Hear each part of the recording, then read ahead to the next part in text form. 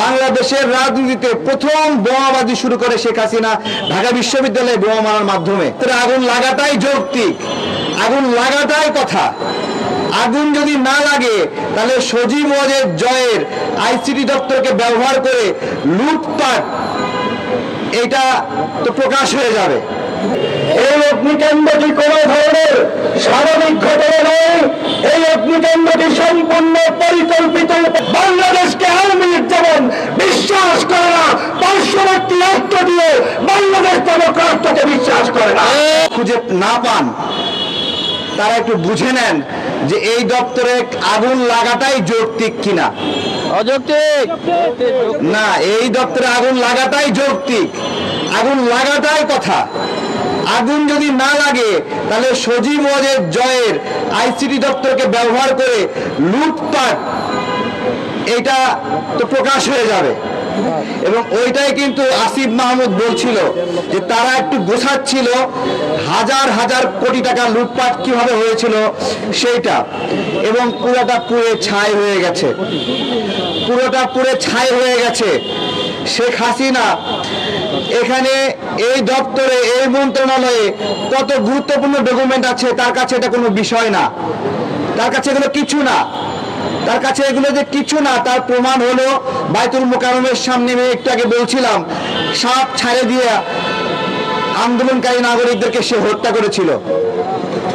17 জন আহত হয়েছিল, 2 জন মারা গিয়েছিল। সেই ঘটনায় আওয়ামী লীগ নেতারা গ্রেপ্তারও হয়েছিল।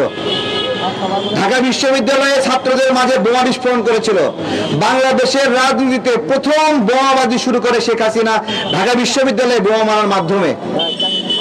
সুতরাং এই বিষয়গুলো আমাদেরকে বুঝতে হবে যে কেন এখানে আগুন লাগাটা স্বাভাবিক, এতদিন দেরি হয়েছে এটাই অস্বাভাবিক।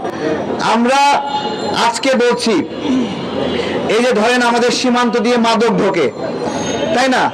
সীমান্তে যারা আছে তারা তো মাদকটা আটকালেই মাদক বন্ধ হয়ে যায়, তাই না? বন্ধ হয়ে যায় না? কিন্তু সেটা না আটকায়ে সারা দেশে চোর পুলিশ খেলে মাদক ব্যবসায়ীদের সঙ্গে, তাই না? ঠিক এই সরকার গ্রেপ্তারের জন্য কোনো কার্যক্রম করেনি, কোনো কার্যক্রম, কোনো তৎপরতা নাই, কেউ গ্রেপ্তার হয়নি, একজনও গ্রেপ্তার হলো না। কেন? ওইদিকে গ্রেপ্তার করবেন না আর এদিকে গুপ্ত হত্যা হবে, তাহলে দায়টা আপনারা নেবেন না কেন?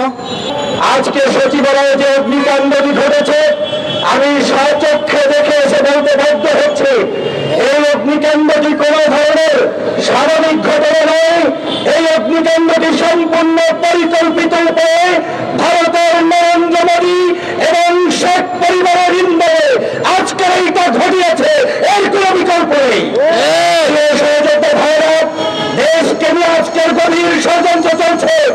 বাংলাদেশের মানচিত্রকে অস্বীকার করে নরেন্দ্র মোদী যখন 16 ডিসেম্বর ফেসবুকে আর তার বিভিন্ন ধরনের মিডিয়াতে পোস্ট করেছে তখন প্রমাণ হয়েছে বাংলাদেশকে আওয়ামী লীগ যেমন বিশ্বাস করে না, পার্শ্ববর্তী রাষ্ট্র দিয়ে বাংলাদেশ তেমন রাষ্ট্রকে বিশ্বাস করে না। আজকে ওদের হৃদয়ে ওদের গানের উপরে 24-এর গণঅভ্যুত্থান এবং বিপ্লবের মাধ্যমে চট্টগ্রাম করার কারণে ওরা দিক বিদিক হয়ে এখন বাংলাদেশের বিরুদ্ধে, মানচিত্রের বিরুদ্ধে নতুন ষড়যন্ত্র শুরু করেছে। ওরা ষড়যন্ত্র শুরু করেছিল বিভিন্ন বাহিনীর মধ্যে, ষড়যন্ত্র করে তাদেরকে রাস্তায় নামিয়ে দাবি দেওয়ার নামে, ডক্টর মোহাম্মদ ইউনূসের বাসভবন ঘেরানোর নামে বিভিন্ন ছুতায় তারা ষড়যন্ত্র করে যখন ব্যর্থ হয়েছে তখন তারা পরিকল্পিত উপায়ে দুটো জিনিস এখন শুরু করেছে। এক নম্বর হচ্ছে বাংলাদেশের 24-এর এই জুলাই বিপ্লবে যেই সহযোদ্ধা ভাইরা আজকের যুদ্ধ করে স্বাধীন বাংলাদেশের নেতৃত্ব দিয়ে দেশকে গঠন করেছে তাদেরকে গুম করা, খুন করা, তাদেরকে রক্ত ঝরানো শুরু করেছে। আর দ্বিতীয় কাজটি হচ্ছে গোপনে গোপনে সচিবালয়ে আগুন দেবে, সংসদ ভবনে আগুন দেবে, মন্ত্রীপাড়ায় আগুন দিবে, তারপরে প্রেস ক্লাবে দিবে, বিভিন্ন জায়গায় দিবে, কয়েকদিন পরে আপনাদের মতো দেশপ্রেমিক সাংবাদিকদের বাসাবাড়িতে পর্যন্ত আগুন দেবে। আমাদেরকে এখনই সাবধান হতে হবে। আমি এই সরকারকে স্পষ্ট ভাষায় বলতে চাই, আপনাদেরকে আমরা বসিয়েছি বাংলাদেশকে এই জুলাই গণঅভ্যুত্থানকে নষ্ট